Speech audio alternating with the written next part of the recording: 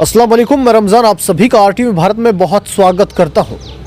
Ukraine और रूस का ये महायुद्ध चल रहा है, उसको लेकर हमारे मेवातवासी भी वहाँ फंसे हुए हैं।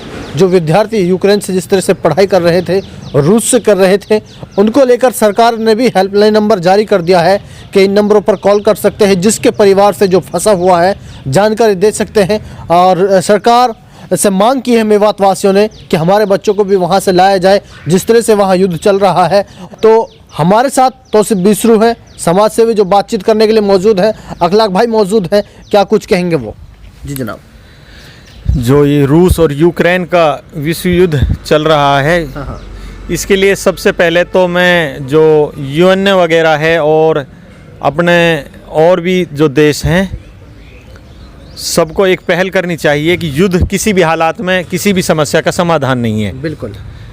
युद्ध के बजाय आपसी बातचीत और आपसी जो बैठकर जो बातचीत हो सकती है वो बेहतर है। कि युद्ध से कहीं ना कहीं, युद्ध तो रूस और यूक्रेन के बीच हो रहा है, लेकिन इसका असर पूरे अंतर्राष्ट्रीय स्तर पर पड़ेगा कहीं ना कहीं। बिल्कुल। तो इसके लिए सभी देशों को एक पहल करनी चाहिए, मीटिंग करनी चाहिए कि इस मुद्दे को बातचीत के माध्यम से हल करवाना चाहिए। बिल्कुल। और तौसीफ भाई, हमारे मेवात जो स्टूडेंट है वो भी वहाँ फंसे हुए हैं, मेवाती।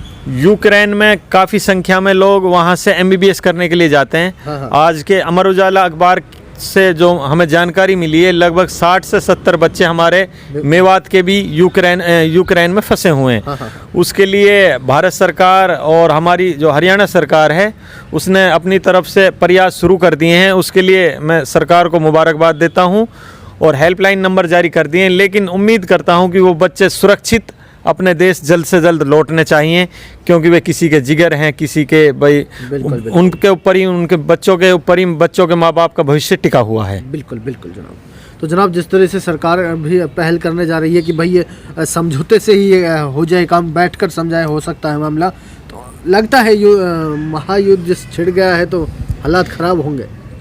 नहीं, अब अंतर्राष्ट्रीय स्तर पर इसकी शुरुआत हो चुकी है। हाँ। और हमारा देश भी इसमें अपनी अच्छी भूमिका निभाएगा इंशाल्लाह। और युद्ध, मैं तो कहता हूँ, युद्ध किसी भी समस्या का हल नहीं है। बातचीत से जो हल निकल सकता है वो युद्ध से नहीं हो सकता। और युद्ध के जो दुष्परिणाम हैं वो अंतर्राष्ट्रीय स्तर पर भी पड़ेंगे। इसलिए किसी भी हालात में युद्ध नहीं होना चाहिए और इस पर यहीं विराम लगना चाहिए। बिल्कुल, बहुत बहुत शुक्रिया जनाब बातचीत करने के लिए। जी अखलाक साहब, आप बताएं। मैं अखलाक अहमद मुबारकपुर से। हाँ। मेरा कहना यह है कि जो देश के अंदर यूक्रेन और रूस के अंदर जो भिड़ंत हो रही है, ये बहुत ही गलत है। हमारी राय तो ये है कि बड़े बड़े अधिकारी बैठकर मुद्दे को सुलझाएं। और जो ये युद्धों के जो सिलसिला चल रहा है, ये एक नुकसान है। देश की आर्थिक स्थिति गिरती है, उसमें बहुत नुकसान पहुंचता है, पब्लिक सिटी में भी नुकसान पहुंचता है। इससे हमारी राय तो ये है कि जो ये युद्ध छिड़ा हुआ है, इसको शांत किया जाए और देशों को इसका सहयोग करके उनके मामले को सुलझाया जाए और निपटाया जाए, ताकि देश में अमन व शांति बनी रहे दोनों देशों में। और हमारी राय दूसरी ये है कि जो हमारे देश के कुछ मेवात के फिरोजपुर हल्का के कुछ बच्चे वहाँ पे 70-60 के आसपास बच्चे जो